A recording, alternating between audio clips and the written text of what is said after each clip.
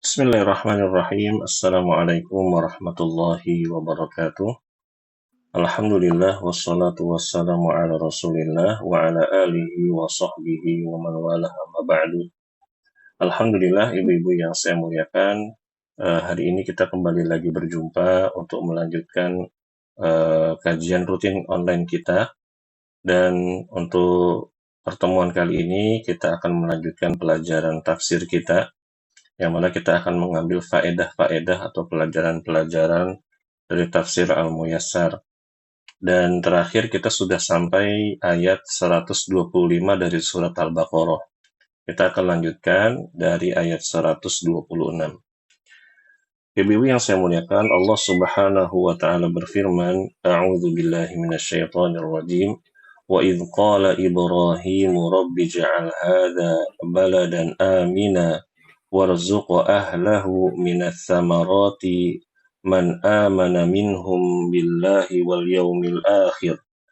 Qala wa man kafara fa umatti'uhu qalilan thumma adtarruhu ila adzabin nar wa bi'sal masir. Yang artinya, dan ingatlah ketika Nabi Ibrahim berdoa, Ya Allah, jadikanlah negeri Mekah ini negeri yang aman, dan berilah rizki berupa buah-buahan kepada penduduknya, yaitu di antara mereka yang beriman kepada Allah dan hari kemudian. Dia, yakni Allah Subhanahu wa taala berfirman, dan kepada orang yang kafir akan aku beri kesenangan sementara. Kemudian akan aku paksa dia ke dalam azab neraka, dan itulah seburuk-buruk tempat kembali. Para ulama ahli tafsir mengatakan di dalam tafsir Al-Muyassar, maksud dari ayat ini, ingatlah wahai Nabi Muhammad, saat Ibrahim berdoa kepada Allah, Ya Allah, jadikanlah Mekah sebagai negeri yang aman dari ketakutan. Limpahkanlah rizki kepada penduduknya dari berbagai macam buah-buahan. Khususkanlah rizki ini hanya untuk orang-orang yang beriman kepada Allah dan hari akhir.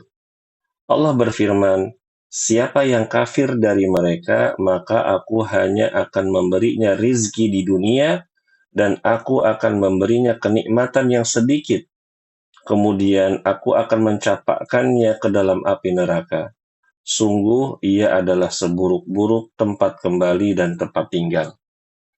Ibu-ibu rahimakumullah, kita ambil faedah dari ayat ini.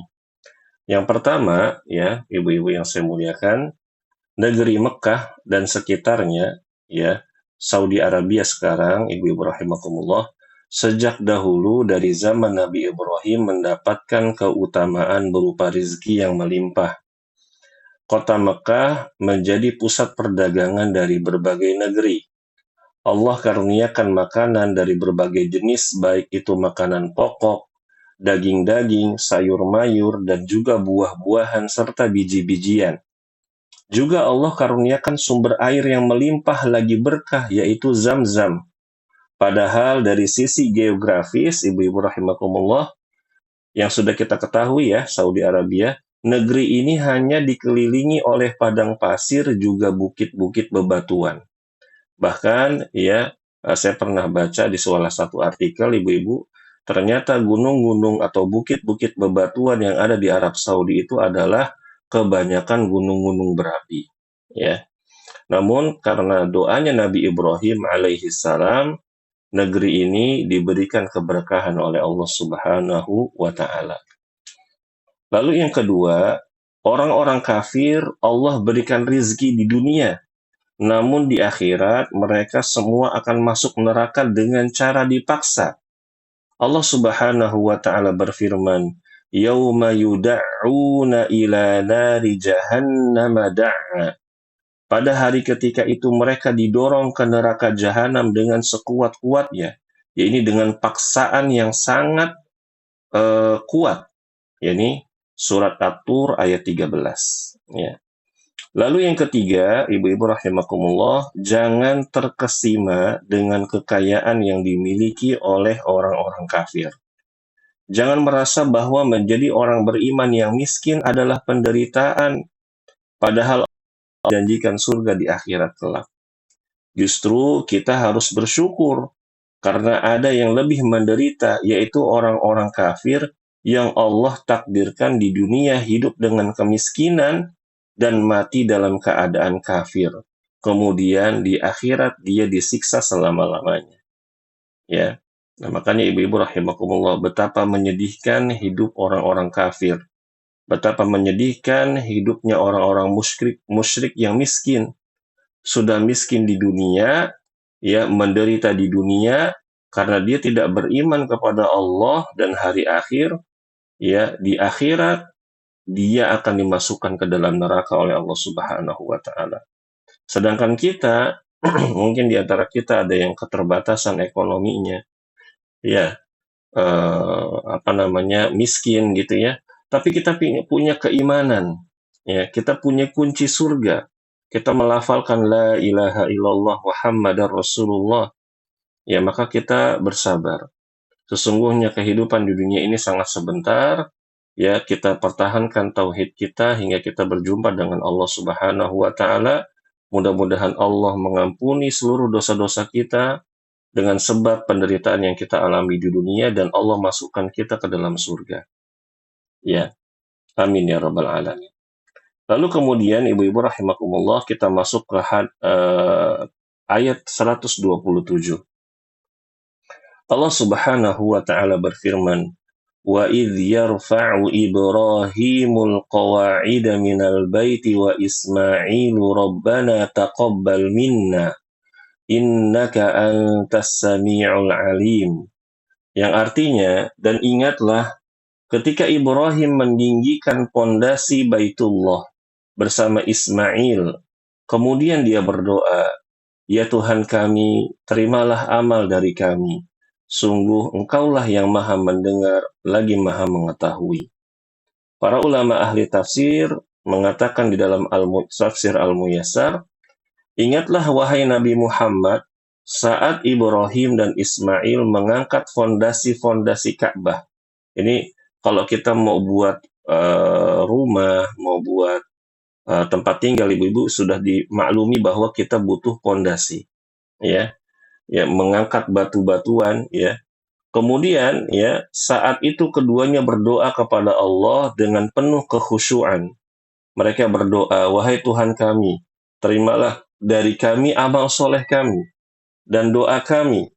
Sesungguhnya Engkau maha mendengar perkataan para hamba-Mu dan Engkau maha mengetahui keadaan mereka." Kita ambil faedah ibu-ibu dari ayat 127 ini. Yang pertama, ayat ini memberikan pelajaran yang sangat besar bagi kita, yaitu jangan pernah merasa bahwa setiap amal soleh kita pasti diterima oleh Allah.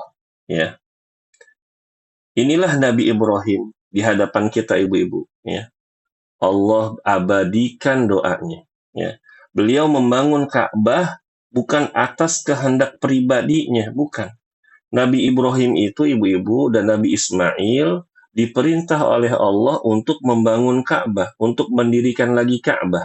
Ya, secara logika tidak mungkin Allah menolak amal soleh Nabi Ibrahim dan Nabi Ismail, ya, karena Allah yang nyuruh, Ibrahim, Ismail, ayo bangun Ka'bah, Baitul Haram, ayo dibangun. Kan nggak mungkin nggak diterima amal solehnya.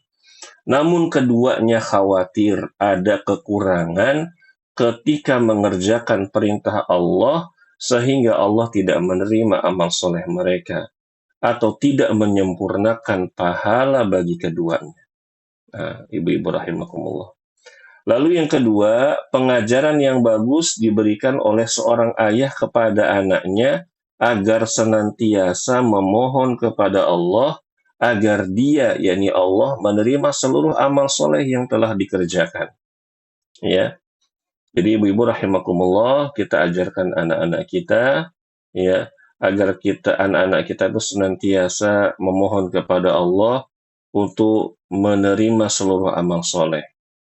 Biasakan kita ini mengajarkan kepada anak-anak kita agar mereka berharap kepada Allah Subhanahu wa Ta'ala.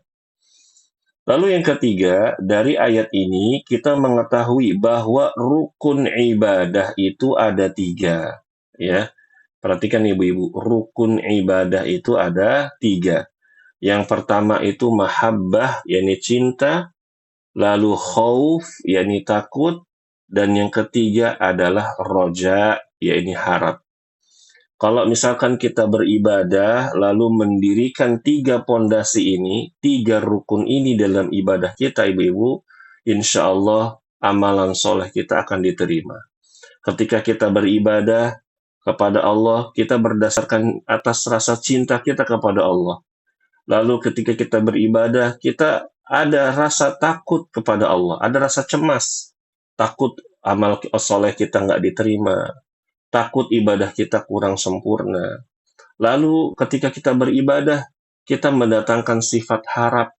Kita berharap seluruh amal soleh kita diterima. Kita berharap dengan kita beramal soleh, Allah memasukkan kita ke surga, mengampuni seluruh dosa-dosa kita. Nah, ini dihafalkan ibu-ibu ya, 3 rukun ibadah ini. Jadi, mahabbah artinya cinta, khauf, takut, dan yang ketiga adalah roja, yakni harap. Lalu yang keempat, diperbolehkan membaca doa ini, yakni Rabbana taqabbal minna innaka antas samiul alim wa tub alaina innaka antat tawwabur rahim. Setiap di akhir aktivitas atau di tengah-tengah aktivitas yang diniatkan untuk ibadah. Contohnya, setelah sepanjang hari kita beribadah, ibu-ibu rahimakumullah, dari habis kita sholat subuh sampai malam ya isya, mungkin kita witir ya, begitu ibu-ibu. Maka kita ya menjelang istirahat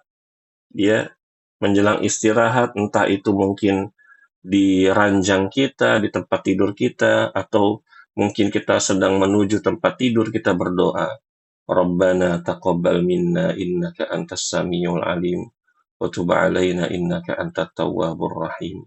Ya Allah, hari ini aku udah ibadah, aku udah banyak ibadah kepadamu ya Allah. Aku mohon kepadamu ya Allah, terima amal ibadahku. Ya.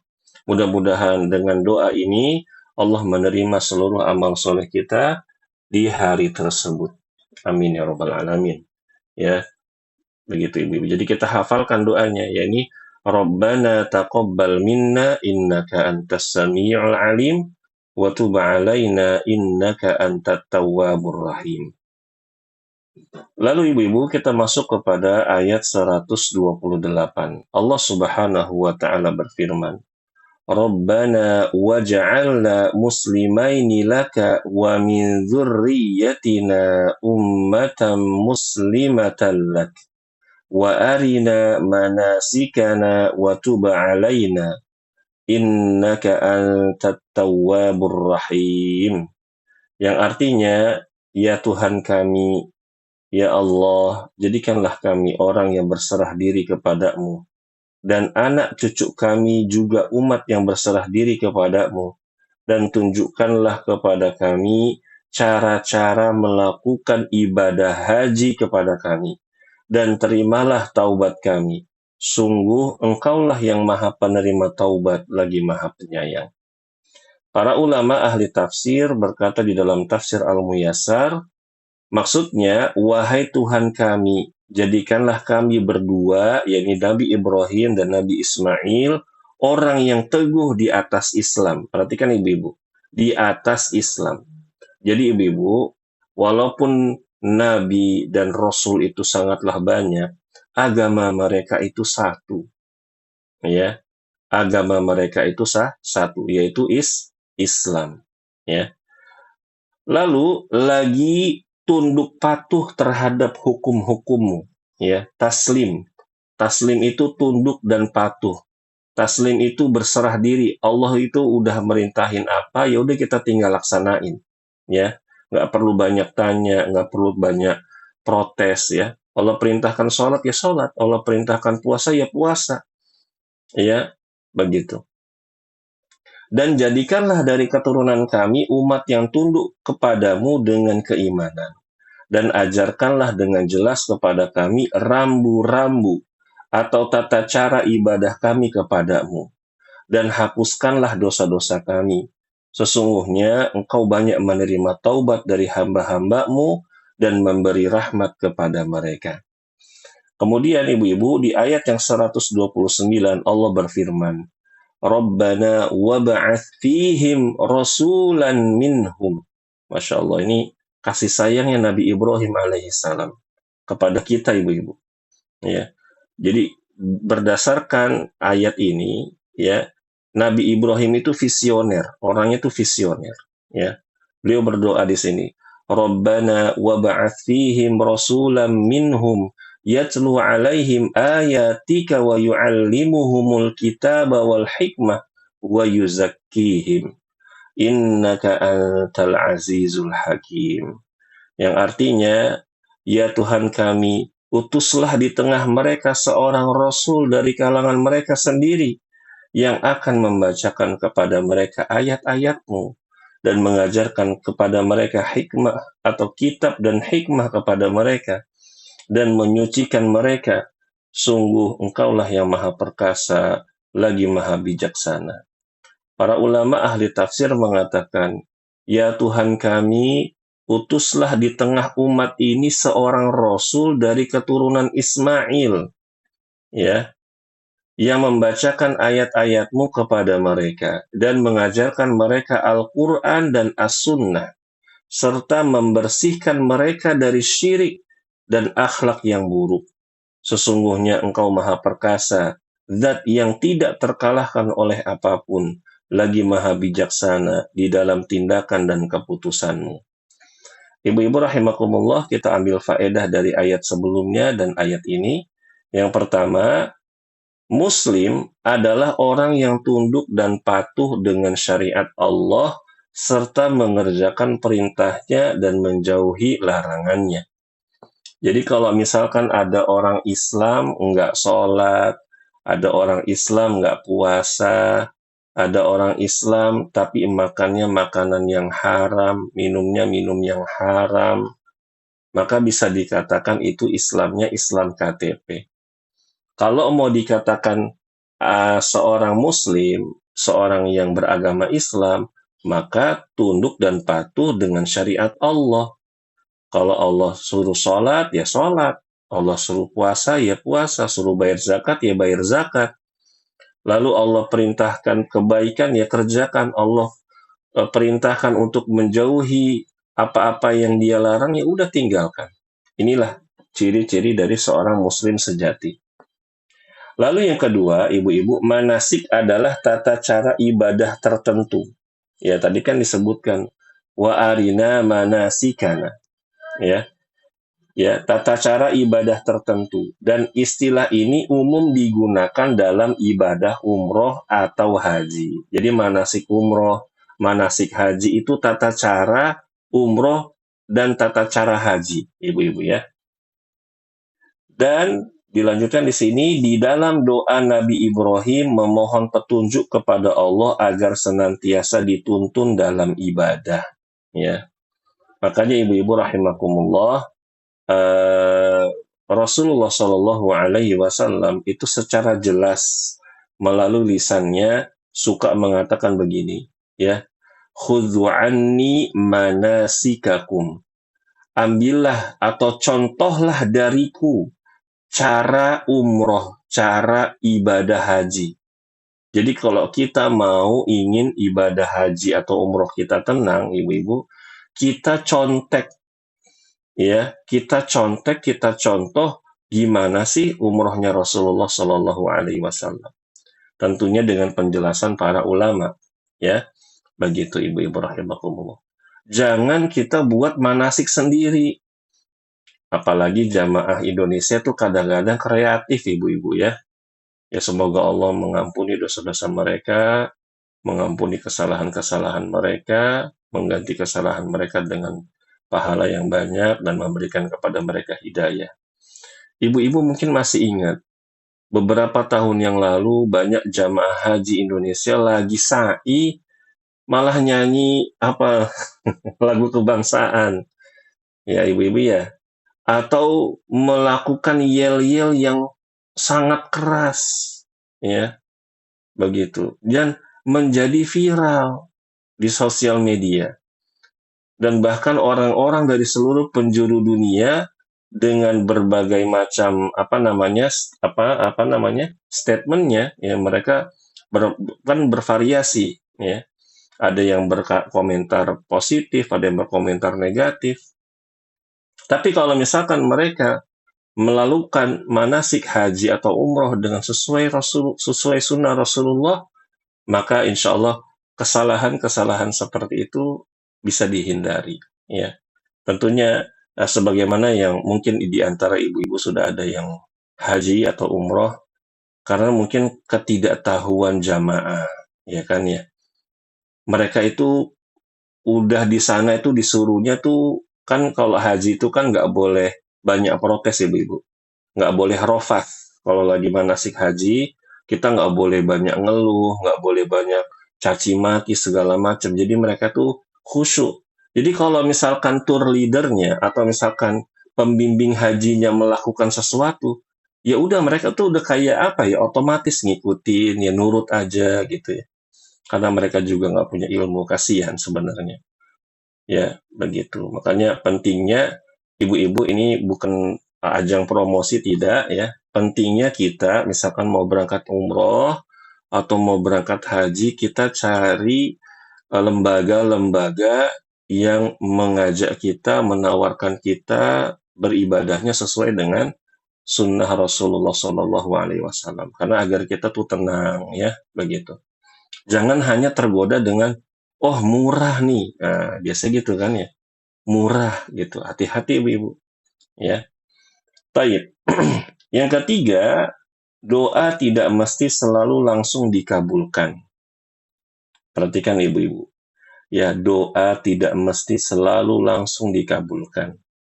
Pada ayat 129 tadi yang sudah kita baca, doa Nabi Ibrahim baru dikabulkan setelah sekian abad lamanya. Dan dari poin ini kita ambil pelajaran agar kita ini optimis serta bersabar ketika berdoa. Ya, di antara ciri iman seseorang itu benar, ibu-ibu, dia nggak putus doa. Mau dikabulin kek, mau nggak dikabulin kek, udah dia doa aja. Gampangnya gini, ibu, kita ini kan hamba. Allah itu ngurusin kita dari mulai bangun tidur sampai tidur lagi. Semuanya Allah tuh urusin. Kita mau buang hajat aja Allah urusin. Ya, mau ke kamar mandi, mau buang hajat Allah urusin. Allah mudahkan kita buang air, Allah mudahkan kita mandi, Allah mudahkan kita makan, Allah mudahkan kita cari rizki. Semuanya Allah atur. Ya. Nah, ketika kita udah diatur sama Allah, Allah perintahkan kita doa, ya udah kita doa. Ya. Nggak usah kita tuh, ya Allah, udah lama banget ini, kapan dikabulinya? Jangan begitu, itu namanya protes. Ya, doa saja. Doa apa yang ingin ibu inginkan, doa. Ya, kalau nggak dikabulin, ya bisa jadi ibu-ibu nanti akan dihindarkan dari berbagai macam musibah. Kalau enggak, doanya itu Allah simpan nanti untuk di akhirat. Jadi kalau kata orang Inggris mah, nothing tulus ibu-ibu. Ya, doa-doa aja udah. Ya, begitu. Ya, tapi tentunya tadi ketika berdoa, kita hadirkan apa tadi? 3 rukun ibadah, mahabbah, lalu khauf, takut, ya, lalu dengan cinta, khauf dan harap, ya ibu-ibu, roja, ya, itu yang kita hadirkan, ya. Nah, coba ibu-ibu rahimakumullah, zaman Nabi Ibrahim dengan Nabi Muhammad itu jauh sekali perbedaannya, ya. Dan Nabi Ismail keturunannya nggak ada yang jadi nabi, cuma satu, yaitu Nabi Muhammad Shallallahu Alaihi Wasallam, begitu. Ya, makanya ibu-ibu kalau misalkan doa untuk keturunan, ya jangan pelit. Doa untuk keturunan itu jangan pelit. Jangan fokus sama hanya anak kita, tapi kita sebut keturunan-keturunan kita, ya, sampai nanti mungkin hari kiamat. Ya, kita doakan mereka. Lalu kemudian ibu-ibu rahimakumullah yang saya muliakan, kita masuk ke ayat 130. Allah Subhanahu wa taala berfirman, "Wa man yarghabu an millati Ibrahim illa man safiha nafsah wa laqad istafainahu fid dunya wa innahu fil akhirati laminas solihin." Yang artinya, dan orang yang membenci agama Ibrahim hanyalah orang-orang yang memperbodoh dirinya sendiri. Dan sungguh kami telah memilihnya, yakni kita memilih atau Allah memilih Ibrahim di dunia ini. Dan sesungguhnya di akhirat, dia termasuk orang-orang yang soleh. Ya. Nah, ibu-ibu sebenarnya ayat ini, ya sebelum kita ke tafsirnya, ada hal yang tersirat. Allah itu ingin mengabarkan kepada kita bahwa Nabi Ibrahim itu dipilih oleh Allah. Ya, karena apa ibu-ibu? Kan beredar di tengah masyarakat cerita bahwa Nabi Ibrahim itu ketika menjadi nabi itu mencari Tuhan. Ya. Jadi timbullah orang-orang sufi, ya orang-orang tarekat memiliki keyakinan bahwa perkara kenabian itu bisa muktasab alias perkara yang bisa diusahakan, ya. Cuman mereka itu nggak mau bilangnya jadi nabi, biasanya pakai kata wali. Cuman anehnya mereka ini kalau udah jadi wali bisa ngalahin nabi. Makanya mungkin kita sering dengar ada wali Allah bisa madamin api neraka. Dia ada wali Allah bisa berantem sampai sama malaikat penjaga neraka. Ya, bisa video call sama Allah. Ini wali-wali bukan wali-wali Allah, itu wali-wali setan. Ya, begitu ibu-ibu. Tingkatan keimanan itu wali di atas di bawahnya nabi, ibu-ibu. Nabi lalu wali Allah. Dan wali dan nabi itu nggak bisa diusahakan. Ya, nabi itu adalah sebuah gelar yang Allah pilih, dan di sini adalah Nabi Ibrahim yang Allah pilih. Ya, Ustaz kalau mau jadi wali gimana ya? Sebenarnya kita ini semua wali, ibu-ibu. Ya, wali murid, ya, wali santri, ya. Kita udah jadi wali. Tapi kalau misalkan wali ketakwaan adalah bisa kita raih, yaitu dengan cara apa? Dengan cara bertakwa kepada Allah. Ya, ini cara yang paling cepat. Ya, dan wali yang benar itu ibu-ibu nggak ngaku wali. Oh, saya ini wali. Begitu. Saya ini wali Allah, kamu jangan macam-macam. Enggak begitu. Wali Allah itu orangnya tawadu. Ya, terlihat wali Allah itu terlihat dari apanya? Dari ibadahnya, dari akidahnya. Bahkan Imam Syafi'i rahimahullah taala mengatakan, kalau ada orang ngaku dia bisa terbang dan bisa jalan di atas air, saya lihat dulu tuh amalannya. Amalannya sesuai sunnah Nabi nggak?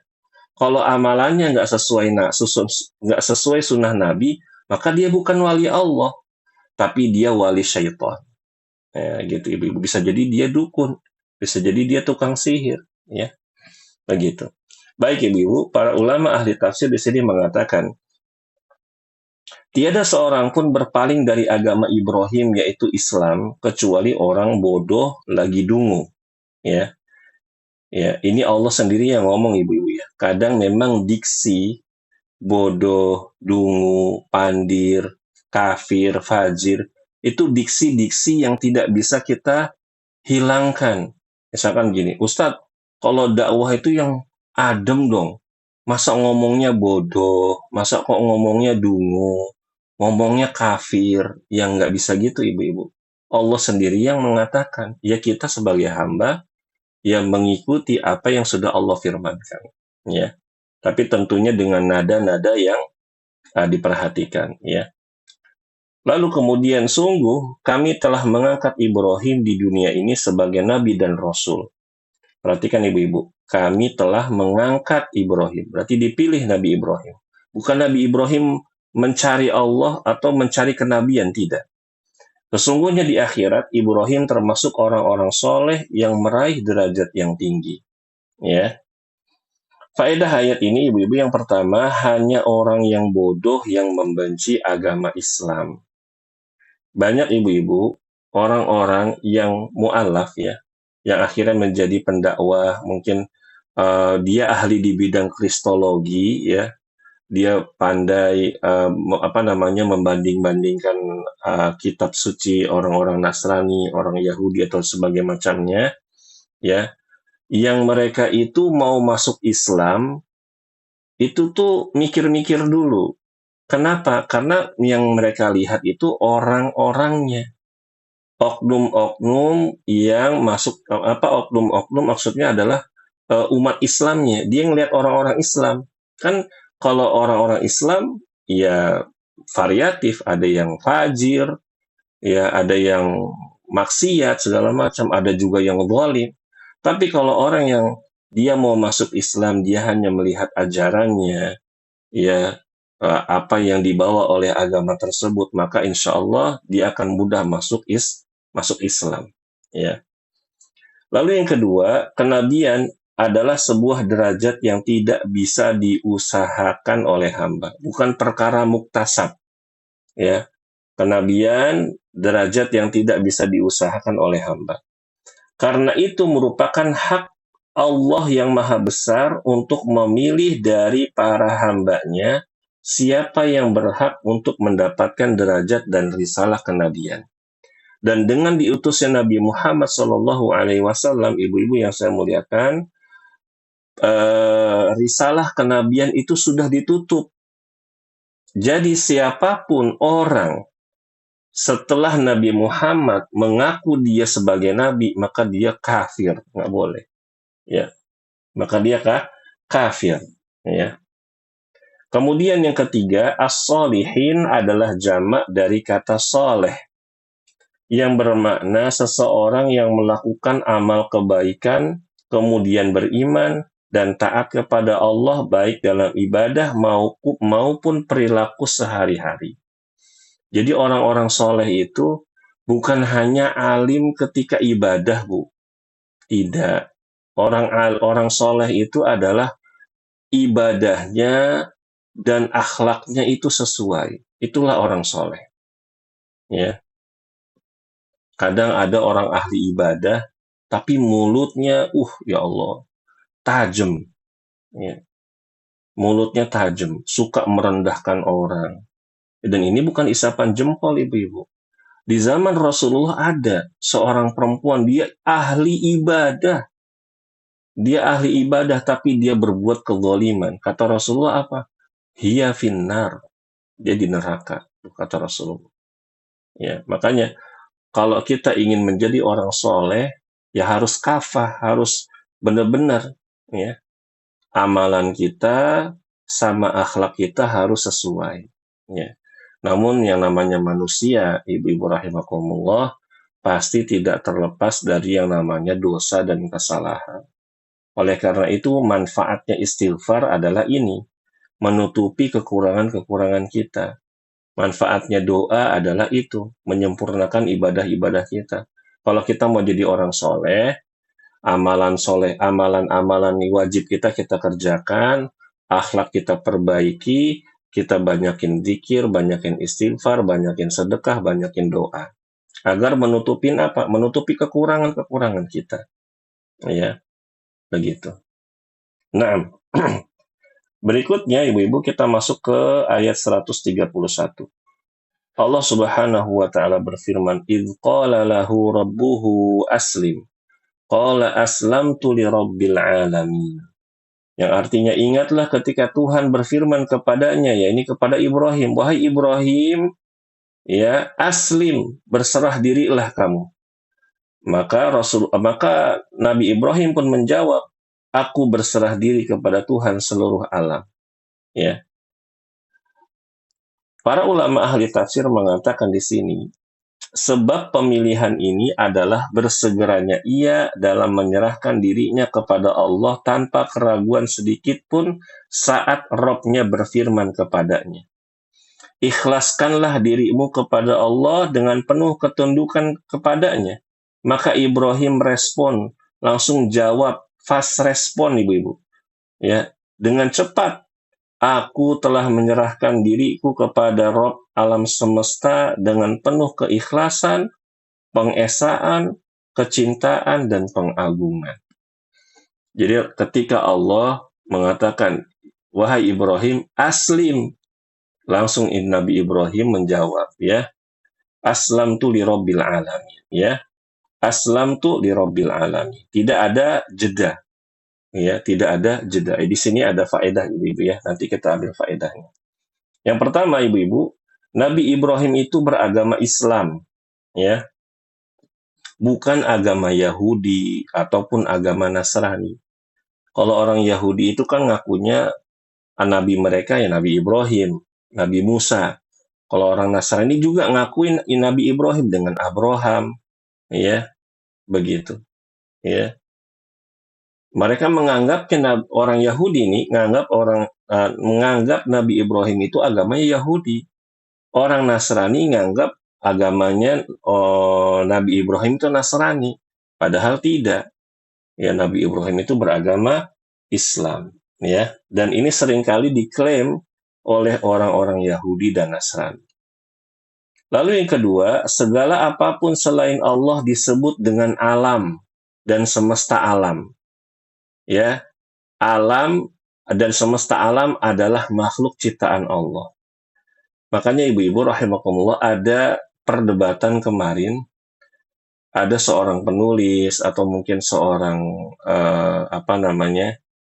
yang ahli di bidang kata-kata, ya, prosa segala macam gitu. Jika semesta mengizinkan. Nah, ini perlu dibahas ibu-ibu, ya. Ya, semesta sudah mengizinkan. Semesta, ibu-ibu rahimakumullah, menurut yang sudah saya tulis di sini adalah dia bagian dari makhluk. Ya, sedangkan makhluk itu nggak punya kuasa.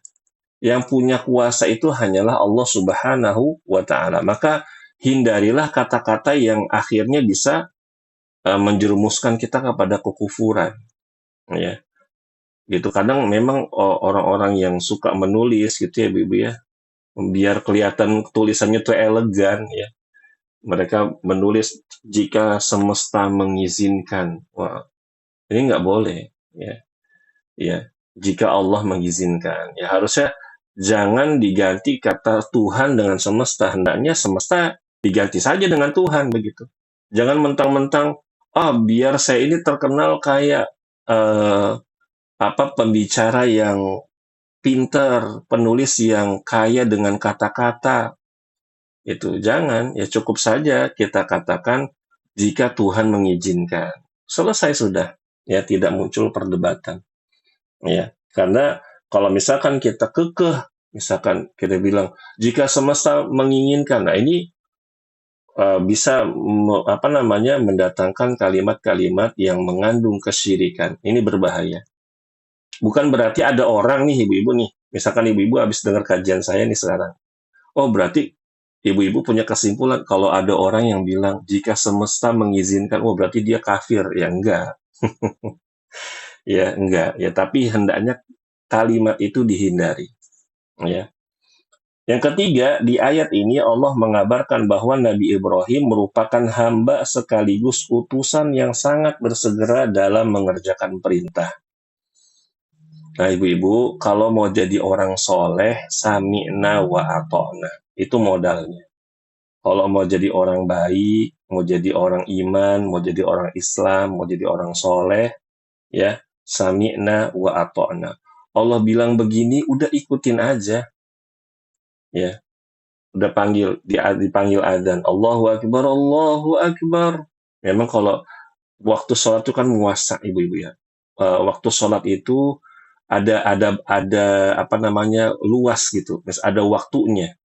Ya, tapi yang terbaik adalah sholat di awal waktu. Nah, jika ibu-ibu ingin memperbaiki hubungan diri ibu dengan Allah, maka jangan tunda sholat. Ya, kecuali memang ibu-ibu ada uzur, ya, yang tidak bisa ditinggal. Ya, jangan mentang-mentang ibu-ibu nggak wajib ke masjid, ya, akhirnya sholatnya ditunda-tunda. Padahal nggak ada, nggak ada kepentingan. Misalkan, lagi nonton, ya, nonton drakor azan. Ntar dulu ah, nanggung. Jangan ya. Atau lagi nonton apa, masak-masak gitu ya. Lagi nonton hal-hal yang mubah gitu, azan. Nggak ada yang menghalangi kita untuk segera sholat, nggak ada. Ya, maka kalau mau jadi orang soleh, segera sholat. Ya, tunaikan sholat di awal waktu. Semakin besar pahalanya. Ya. Begitu berikutnya ayat 132 Allah Subhanahu wa taala berfirman, wa wassa ibra wa maaf wa wassa biha Ibrahimu banihi wa Yaqubu ya baniya innallaha astafa lakumud dina fala tamutunna illa wa antum muslimun. Yang artinya dan Ibrahim mewasiatkan ucapan itu kepada anak-anaknya. Demikian pula Yakub, ya. Kedua nabi yang mulia ini mewasiatkan kepada anak-anaknya, wahai anak-anakku, sesungguhnya Allah telah memilih agama ini, yakni agama Islam, untuk kalian. Maka janganlah kamu mati kecuali dalam keadaan muslim. Nah, ibu-ibu ya, ini wasiat yang sangat bagus sekali.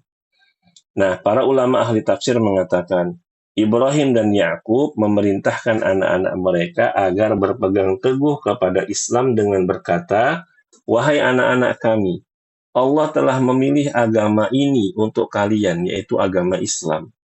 Maka janganlah kalian meninggalkannya selama hidup kalian. Dan janganlah kalian membiarkan kematian datang kepada kalian kecuali saat kalian masih berpegang teguh kepada agama ini. Nah, ibu-ibu, kita ambil faedah dari ayat ini. Yang pertama, wajib bagi setiap orang tua agar menanamkan akidah yang kokoh kepada anak-anaknya. Ya, kewajiban mendidik orang tua itu, ibu-ibu, sampai dia meninggal atau anaknya yang meninggal. Ya. Jadi bukan, Ustadz, anak saya udah nikah, udahlah biarin aja, udah punya kehidupan sendiri. Enggak. Jangan kira ibu-ibu, orang tua saya, terutama bapak saya ya, itu suka WA. Jangan lupa sholat ke masjid. Padahal anaknya sholat ke masjid ya. Gitu. Jangan lupa sholat duha gitu. Atau suka ngingetin gitu. Ya. Ya, jangan lupa supaya di bulan Ramadan di malam 10 terakhir jangan lupa banyakin doa. Nah, ini kewajiban orang tua ya. Dan anak yang baik, walaupun anak udah jadi ustadz gitu ya, atau anak yang mungkin lebih berilmu dari orang tuanya, ya udah iyain aja ya. Bisa jadi memang benar apa yang disampaikan oleh orang tua kita itu nasihat ya untuk mengokohkan akidah kita gitu. Dan bisa jadi itu bisa kita berikan uzur ke orang tua kita. Mungkin orang tua kita itu biar nanti nggak ditanya sama Allah di akhirat begitu. Nah, sama juga ibu-ibu. Jadi kewajiban kita menanamkan akidah ya dari mulai anak kita lahir sampai kita meninggal atau anak kita yang meninggal ya. Nah, tapi tentu dengan kalimat-kalimat yang baik ya, disesuaikan dengan usianya ya. Lalu yang kedua, ibu-ibu, memberi wasiat atau nasihat keimanan, ketakwaan dan kesabaran ketika di akhir usia kepada anak-anak keturunan. Wasiat yang terbaik adalah wasiat takwa ya. Menjelang kematian, ibu-ibu jangan lupa untuk bikin wasiat. Ya, wasiatnya yang pertama adalah apa? Ya, biar mereka bertakwa. Ingatkan, jangan kalian wafat kecuali dalam keadaan muslim, keadaan iman, segala macam. Ya. Jangan wasiat isinya harta. Ya. Harta itu ibu-ibu sudah Allah bagi ya di dalam Al-Qur'an ya. Ya, masalah waris ya. Tinggal anak-anak kita mengikuti perintah tersebut. Ya, jadi wasiat yang terbaik adalah wasiat keimanan, ketakwaan dan kesabaran. Lalu yang ketiga, wajib kepada seluruh orang beriman untuk menjaga agama dan akidahnya hingga akhir hayat. Nah, ibu-ibu rahimakumullah, pentingnya sekali kita ini menjaga agama kita. Ya, kita tuh bersyukur ibu-ibu. Ya, Allah itu milih kita ya dari sekian miliar hamba-hambanya. Kita lahir dalam keadaan Islam. Udah gitu kita dikenalkan dengan majelis ilmu. Kita dikenalkan akidah yang benar, tata cara ibadah yang sesuai dengan sunnah Rasulullah.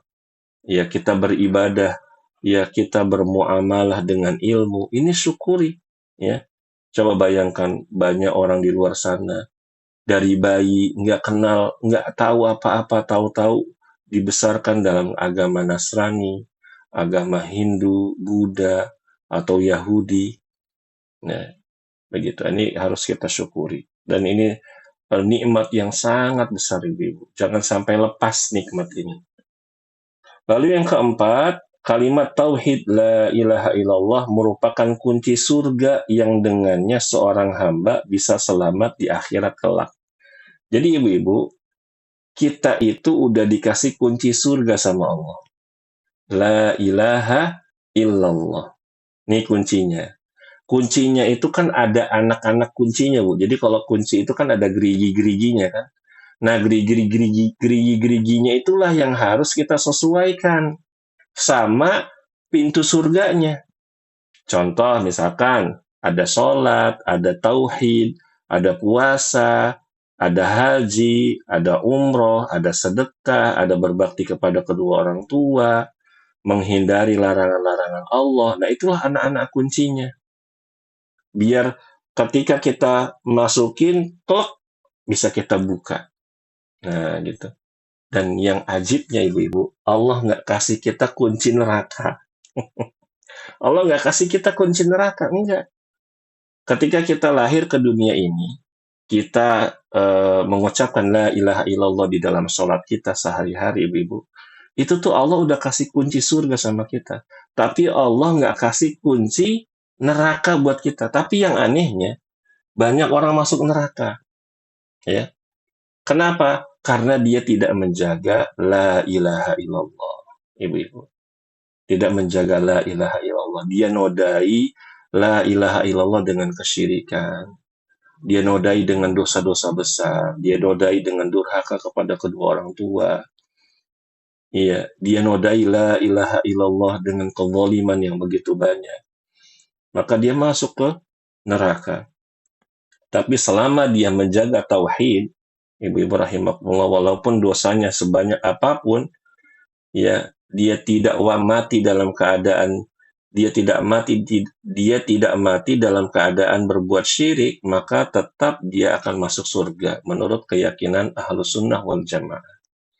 Makanya ibu-ibu rahimakumullah, ya pelihara kalimat la ilaha illallah sampai nanti kita berjumpa dengan Allah Subhanahu wa taala. Semoga Allah Subhanahu wa taala mewafatkan kita di atas kalimat la ilaha illallah dan memasukkan kita ke dalam surganya tanpa hisab dan tanpa adab. Amin ya rabbal alamin.